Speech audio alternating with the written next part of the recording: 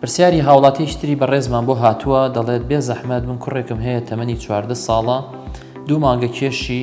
4 ساڵ و ببورن 4 ساڵ و 2 مانگە کێشی 90 کیلۆی باڵای 110 سانتیمە تووشی نەخۆشی پاقلە هاتووە ئێستا خوێنی کەمە هیچ چارەسەرێک هەیە نان خواردنیشی کەمە زۆر جار عەسەبیە بێت چی بینێ باشە چۆن مامەڵەی لەگەڵ بکەین تا ئێستا مەمەی وشک ئەخوات بۆ خەو چی بەڵێ ئەم هاوڵاتیە دەربارەی کوڕەکەی باسی کردووە کە تەمەنی 4 ساڵ و 2 مانگە کێش و باڵای زۆر باشە بەڵام دەڵێت تووشی نەخۆشی پاقلە بۆ نەخۆشی پاقلە یەکێکە لەو نەخۆشیانی کە خوێنی منداڵەکە شی دەبێتەوە بەهۆی خواردنی پاقلەیە هەندێک دەرمان و تەنانەت هەندێک مادەی تریش کە ئەگەر منداڵەکە بیخوات ئەم جۆرە نەخۆشیە ئامۆژگاریەوەیە کە بیپارێزی لە پاقلە و لەو کۆمەڵە دەرمان و مەوادانی کە مناڵەکە تووشی خوێنشی بوونەوەکە پێ ئەچێت هەر بە گوێرەی پرسیارەکەی بێ ڕەنگە هەر هۆکارەکە ئەوە بێت لەبەرەوە ئامۆژگاری ئەەکەم